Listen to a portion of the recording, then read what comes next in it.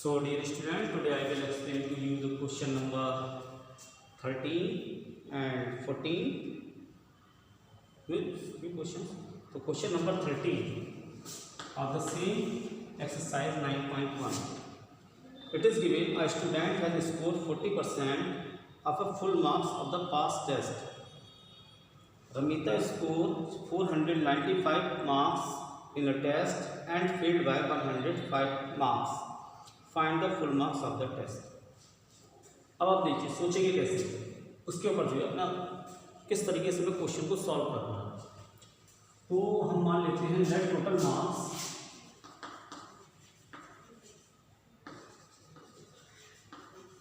Equal to X. हमारे ये हो गए टोटल मार्क्स एक्स। उसमें से कितने नंबर आए उसके, रमिता के 495। क्लियर हो गया। टोटल मार्क्स में से 495 मार्क्स आए, लेकिन वो फेल हो गई। तो पास हो सकती थी। कब हो सकती थी? अगर उसके 105 मार्क्स और आते, यानी प्लस 105 मार्क्स, कितने मार्क्स और आते तो वो पास हो जाती। और पासिंग परसेंटेज क्या है? तो ये नंबर हमारे किसके इक्वल हैं? ये नंबर है 40% के। यही बात तो क्वेश्चन में दी हुई है कि टोटल मार्क्स में से 495 मार्क्स आए थे और वो फेल हो गई। अगर उसके 105 मार्क्स और आते तो टोटल मार्क्स कितने हो जाते हैं? यहाँ पे 600 और 600। अगर 600 मार्क्स आते तो वो पास हो जाती। और 600 मार्क्स कितने होते हैं हमारे इसके? 40%। तो इसका मतलब हो गया 40%। ऐसे आप लिख दीजिए, क्योंकि इसे वर्ड में भी है, वर्ड प्रॉब्लम है। पासिंग मार्क्स पास या passing score, passing score equal to 40%। और पासिंग मार्क्स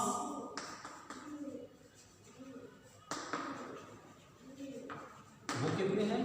स्क्वायर कर लीजिए, 495 plus 105 that is equal to 600। तो ये 40% भी पासिंग है, ये भी परसेंट पासिंग है। और टोटल कितना है हमारा? एक्स।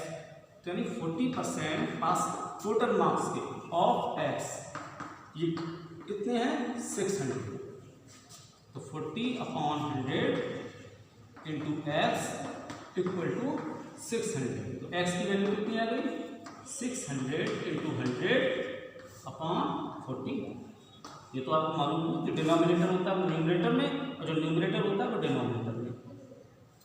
क्लियर हो गया। अब देखिए 0 से 0 काट दीजिए, 4 15 जा 60 और 15 बन जाए 50 और 2 जीरोस।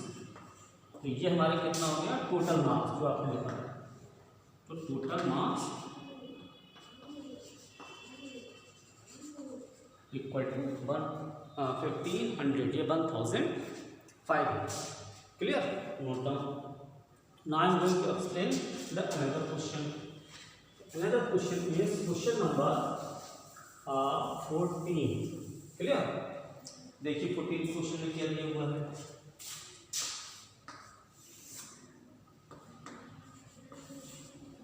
क्वेश्चन नंबर 14 में दिया हुआ है, a man has to pay 10% of income as tax. If the tax amount 5,472, find his income.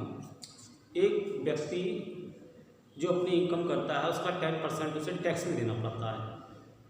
और दूसरा दिया हुआ है, why should we pay income tax on time? How does it help us? Find out from the elders at home. आप अपने elders से मालूम कीजिए। देखिए जानते हैं इनकम टैक्स क्या होता है। गवर्नमेंट कहती है कि जब आपकी सैलरी या आपकी आय, इनकम सामान्य खर्चे से जो होते हैं उससे ज़्यादा है, तो आप उसका थोड़ा सा हिस्सा गवर्नमेंट को दे दीजिए। उससे क्या होता है कि गवर्नमेंट के पास पैसा इकट्ठा होता है पूरे होल ऑफ द कंट्री से। और जब पैसा इकट्ठा होता है तो उस पैसे का यूज़ क्या होता है? उस पैसे से जो सरकारी कर्मचारी होते हैं उन्हें टैक्स सैलरी दी जाती है। उस पैसे से जो गरीब लोग हैं और हॉस्पिटल के अंदर इलाज, प्राइवेट हॉस्पिटल में इलाज नहीं करवा पाते हैं और जो सरकारी हॉस्पिटल में इलाज करवाते हैं, तो उन दवाइयों का खर्चा वो सब करती है, सड़क बनवाती है, रेल खरीदती है, नई रेल बिछवाती है, नई नई ट्रेनें खरीदती है, और भी बहुत सारे हमारे जो सैनिक हैं उनके लिए युद्ध के साजो सामान जो होते हैं वो सब खरीदती है। तो ये सारा कहाँ से आता है? गवर्नमेंट के पास पैसा जो आता है हम लोगों के टैक्स से आता है। तो इसीलिए ये भी बहुत अच्छे व्यक्ति थे जिन्होंने अपना टैक्स दिया है। तो इन्होंने 10% of his income as tax. तो लेट इनकम एक्स, इनकम हमारी कितनी है? एक्स रुपीज़ है। तो 10% ऑफ एक्स जो उसने पेमेंट किया गवर्नमेंट को 5472 कितने रुपये उसने दिया? तो उसकी इनकम कितनी थी? 10/100 multiply X that is equal to 5472।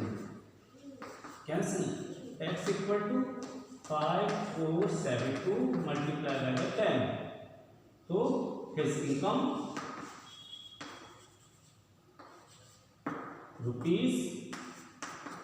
₹50,472 multiply करेंगे, जीरो तो सॉरी गलत लिख गए, जीरो तो लास्ट में आएगा, 54,720।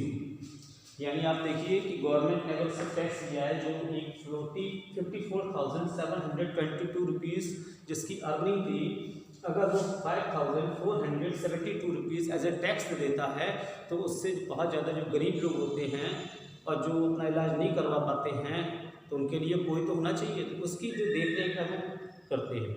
अब क्या आप देखते हुए किसानों के लिए भी 2,000 रुपीज़ गवर्नमेंट भेजती है। मनरेगा में काम करने वालों के लिए भी उसमें जो मजदूरी होती है वो पेमेंट करती है। तो वो कहाँ से करती है? इन जैसे शख्स हैं और अपना कुछ अमाउंट 10% टैक्स के रूप में जमा करते हैं। Clear? Have a nice day.